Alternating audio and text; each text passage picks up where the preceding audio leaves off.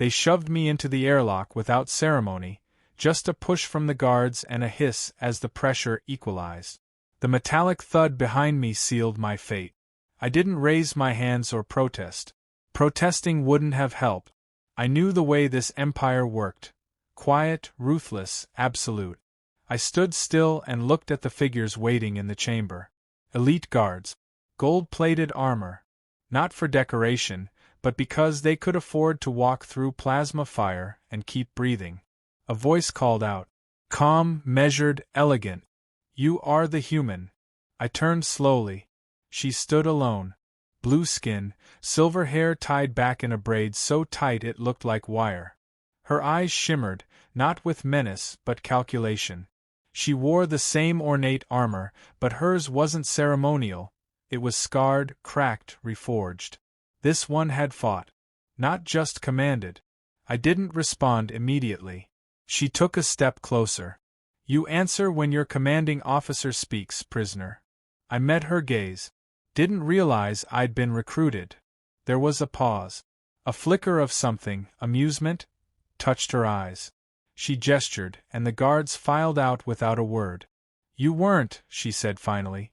But I'm authorizing an interrogation, and you're the only one in the room, so by definition, she let it hang in the air. I didn't move. Name, she asked. James Rowan. Designation. Civilian. Former pilot. Earth Resistance Cell 81. She nodded. So you admit it. I shrugged. You already knew. She studied me like she was cataloging every scar on my face. Earth's fall was inevitable, she said. But your people prolonged it longer than most. Unwise, but impressive. We don't do surrender. Her eyes narrowed slightly. That is what makes your species dangerous. She turned and walked toward the control panel at the side of the room. Your planet is now under provisional control. Resistance operations have ceased. The war is over. I said nothing. She looked back. And yet you're still here. Alive. Why do you think that is? Because someone thinks I'm useful. Correct. She pressed a button, and a translucent wall shimmered to life. On the other side, I saw a dozen human prisoners. Some wounded. Some scared. One child. I stepped forward instinctively. She watched my reaction. What you do next, she said, determines if they live. I turned to face her. You want leverage. I want loyalty, she said. You're not getting it. That remains to be seen. The days that followed weren't torture in the traditional sense. No electrocution, no physical beatings. Just questions. Long sessions of questions. Sometimes she'd join. Other times it was an analyst. But when she was in the room, the tone shifted. Less formality, more precision. She wasn't just a commander. She was dissecting me without tools. One question had stuck. Why do humans form attachments so fast? I didn't answer then. But I thought about it every night in the cell they called quarters. They didn't drug us. No shackles. Just containment fields and constant observation. Like they wanted to see what humans did when left alone. As if our unpredictability fascinated them. It was during one of those observation sessions that she returned. Alone again. She sat across from me, resting her gauntlets on the table. You haven't asked my name, she said. Didn't think you'd tell me. Virelia. I nodded slowly. Rank. Strategic Commander. 4th House. I almost laughed. What happened to 1st, 2nd, and 3rd? She didn't smile. Extinct. There was a silence. Not hostile. Just heavy. Like she was waiting to see if I understood what that meant. So, I said. You're just doing what you have to survive. Her jaw clenched slightly. Yes. As are you. That night, a tray arrived with food I didn't recognize. It wasn't poison. If they wanted me dead, I'd be ash. But it was clearly symbolic. I picked at it. Nutrient-heavy. Engineered. Efficient. And utterly without taste. The next morning, she was back. This time she didn't speak immediately. She handed me a device. Instructions, she said. Follow them. You'll be trained, monitored, and if you fail, your people pay the cost. I didn't argue. I took the device. The training was brutal, not physically but mentally. Their tech was advanced but not intuitive. They operated on neural command overlays, layered translation matrices, and gesture-linked encryption systems. Every moment was designed to stretch cognitive load. She monitored all of it, occasionally offered corrections, occasionally just watched. Then came the shift. A mission. A real one. Not war. Diplomacy. Or rather, a show of it. I was the only human on the envoy ship. She led the team. I was meant to be an artifact. A statement piece. See? The Empire could say, we've tamed Earth. Except I wasn't tame. And she knew it. During the briefing, she pulled me aside. You will speak only when addressed. Do not improvise. Do not lie. If you compromise this meeting, I will personally order orbital strikes on the containment zones. I leaned in. If you didn't want unpredictability, you shouldn't have brought a human. You weren't my choice, she said. But you're the one I have now. The meeting went sideways fast. The local governors balked at human presence, accused the Empire of weakness. One even threatened to sever tribute routes. She stayed silent while I translated their threat. Finally, she stood. You fear the human? She asked them. Then you've already lost. Because fear means respect, and respect means control. Afterward, in the shuttle, I turned to her. That was a gamble. No, she said. That was a statement. The next day, she visited again. No guards. No threats. She sat, stared for a while, and said, Your people fight like dying matters less than obedience. Maybe it does, I replied. You die either way. Might as well make it mean something. She looked down. My people used to think like that. There was a quiet between us then. Not empty, shared. I saw something flicker across her face. Regret? Admiration? Loneliness? Then she asked softly, Do you believe in bonds? I didn't answer right away. I believe in loyalty, I said finally. But not to systems. To people. She leaned forward slightly. Even to enemies? I looked her in the eyes. Depends on the enemy. That night, the field around my quarters shut off for 20 minutes. No alarms. No announcements. I didn't leave. I knew it was a test. Or a message. Or both. The next week, she stopped calling me prisoner. Started calling me by name. Small shift. Huge meaning. We began to spar, not just in words, but in thought. Tactical games. Scenario drills. She'd challenge me to predict her moves. I never won outright, but I came close. And when I did, she smiled. A real smile. Rare. Dangerous. One evening, after a long simulation, she lingered. There are those who think you're manipulating me, she said. I raised an eyebrow. Am I? You tell me, she replied. I didn't. She stepped closer. I've read your psychological file. High adaptive empathy. High resistance to emotional conditioning. So why haven't you tried to escape? I looked at her. Maybe I don't want to anymore. She didn't speak again. Just turned and left. But the next day, my quarters were moved.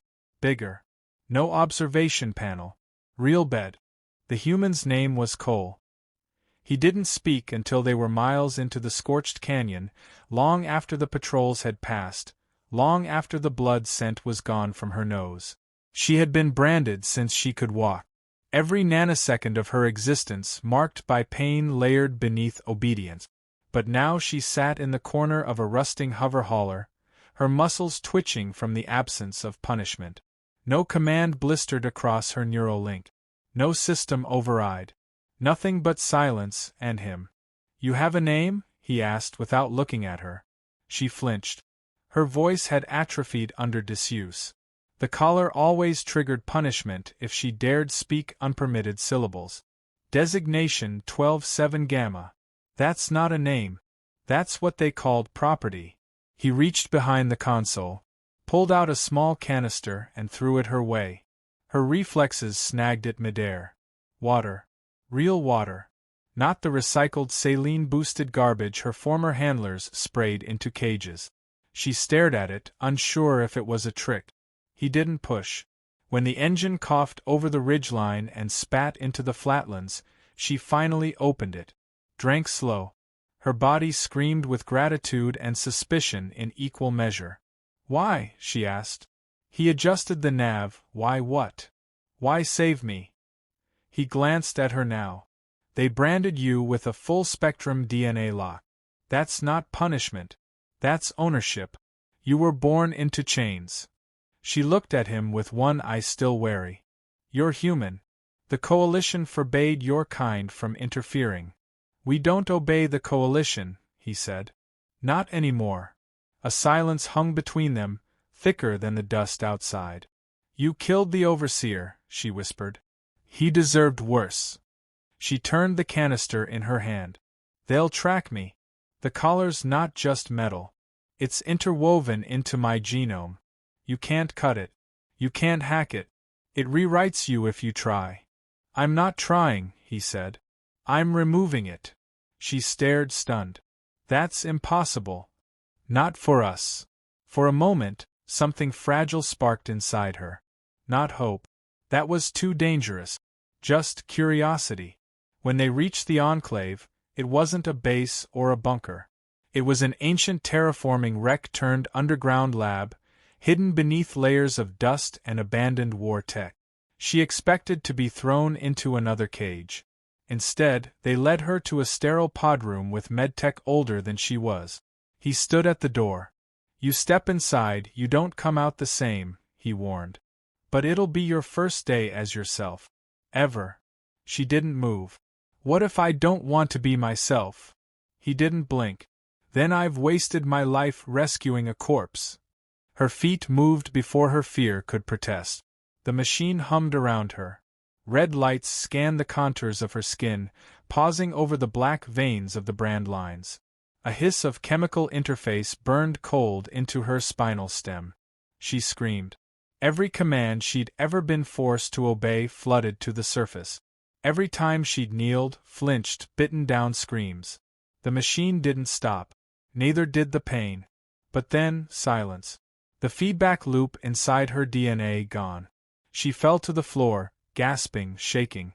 Her skin still bore the brand's scars, but the signal that controlled her actions, her thoughts, her very biology, it had vanished.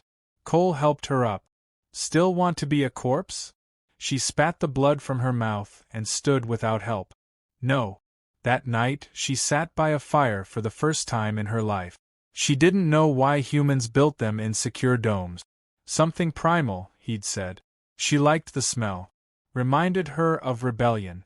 "Why do this?" she asked again. "Why take in someone like me?" Cole looked into the flames. "Because my sister was branded. She died in a cage while I fought a war on a different moon. I never got to cut her chain. This is the closest I'll get." She didn't know what to say. So she said nothing. The next morning, alarms wailed through the Enclave. One of the scouts, a green-eyed woman with burned scars across her face, burst into the fire room. "They've sent a reclaimer drone. A full-spectrum purifier. It's locked on her genome." Cole grabbed his rifle. "It won't take her." The girl stepped forward. "Let me face it." Cole blocked her path.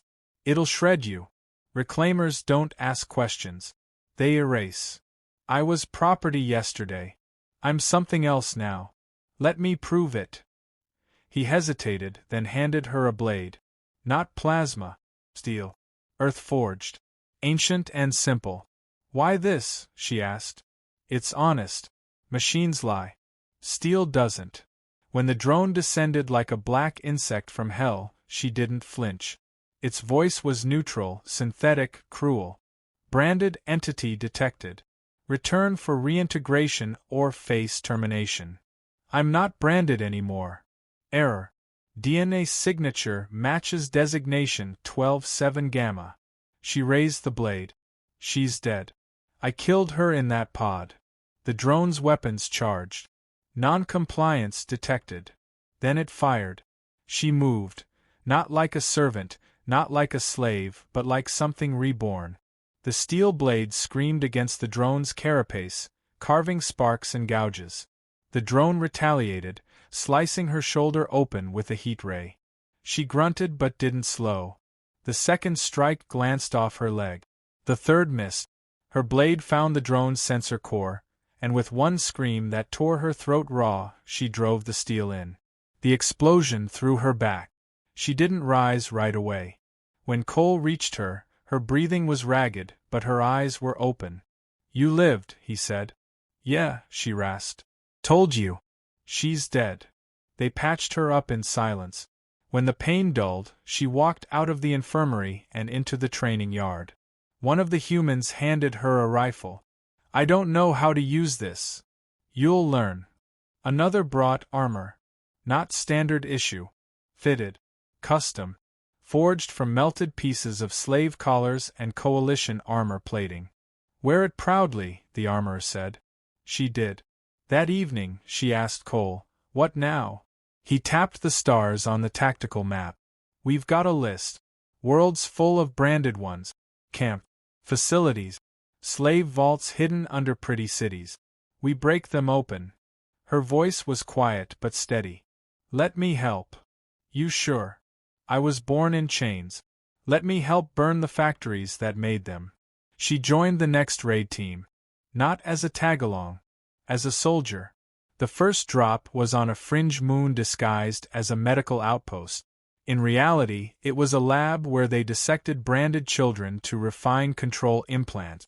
She didn't hesitate. She breached the wall herself, took 2 guards before they could sound the alarm. She freed 12 captives. Some didn't speak. Some wept. Some tried to attack her. All were still locked in fear.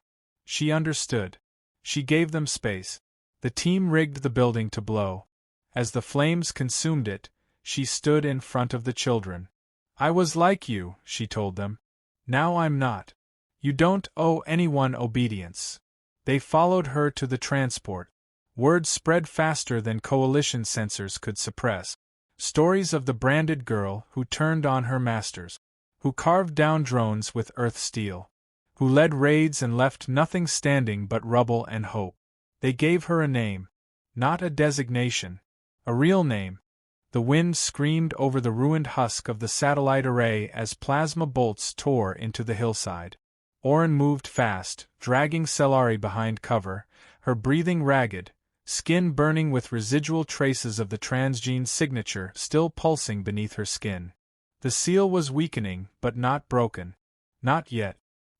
He dropped behind a broken slab of polycrete, hands moving fast over his wrist terminal. The med injectors had kept her stable, but the signal beacon on her spine had reactivated the moment they crossed the Varnak perimeter. A fleet was coming. And it wasn't Earth's. Cellari gritted her teeth as another tremor rippled through her body. "They're trying to lock me again," she gasped. "They're rewriting the brand." Oren's eyes narrowed. "Not while I'm breathing." He yanked open his satchel, pulling out a quantum chisel and a neural relay spike. "You remember the storage node I told you about on Ursa Prime?" he asked. She nodded weakly. "We're going to piggyback off that relay. If I can boost the decompiler using its key, I might just cut through their override cascade." His fingers blurred across the tool, cracking sublayers of her DNA sheath. "You'll feel it hit. I need you to hold still." The chisel sank in with a hiss of steam. Cellari didn't scream. She convulsed once, eyes wide, teeth clenched as the override thread tried to fight back. The spike's light went from red to violet. "They're pushing back," he muttered. "They're rewriting faster than I can strip." Cellari's voice was a whisper. "Use the cortical bond." He looked up. "We're not linked." "We are," she said. "Since the escape tunnel on Sarek. I let it happen. My mind's tethered to yours. Just push." He didn't question her. The spike's second prong extended, and he drove it into his own neck. A violent surge of energy ripped through them both. Their minds collided, memories blurring, pain merging. Oren didn't know where his thoughts ended and hers began. But the code did.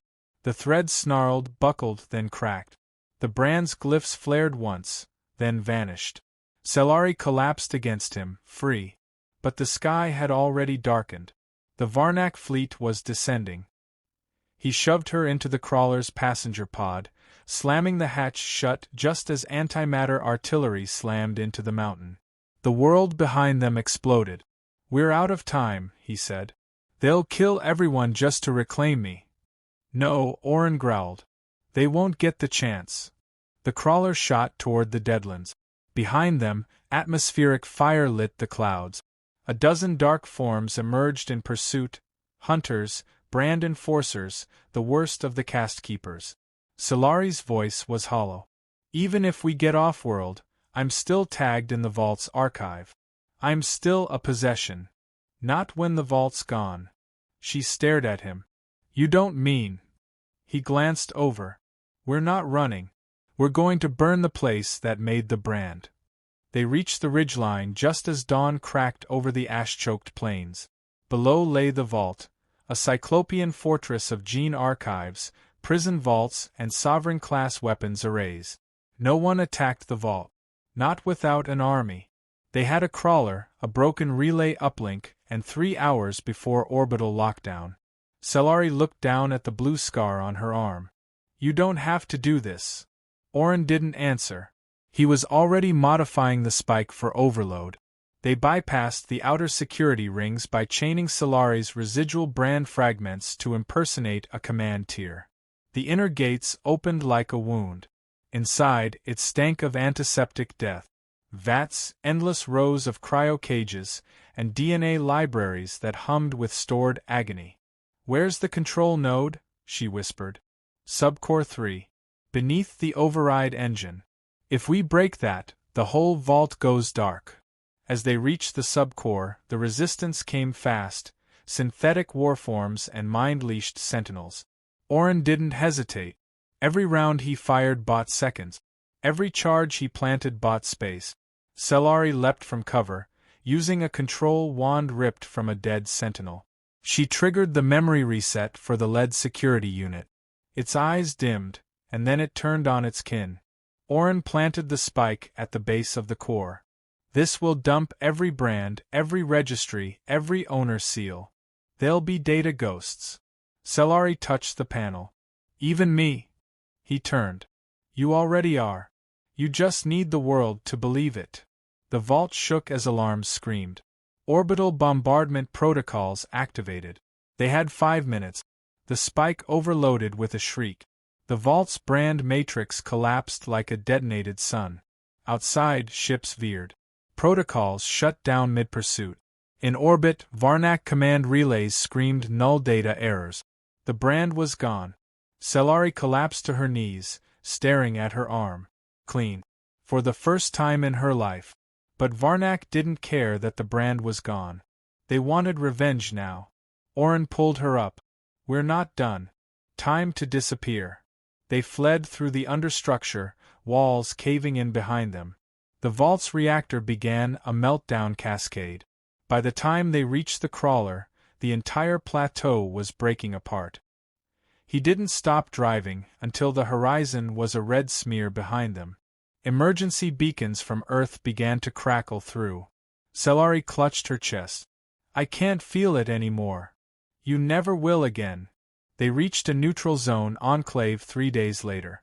UN identifiers cleared them. They were ghosts, untraceable, lost to the war map. But something else had changed.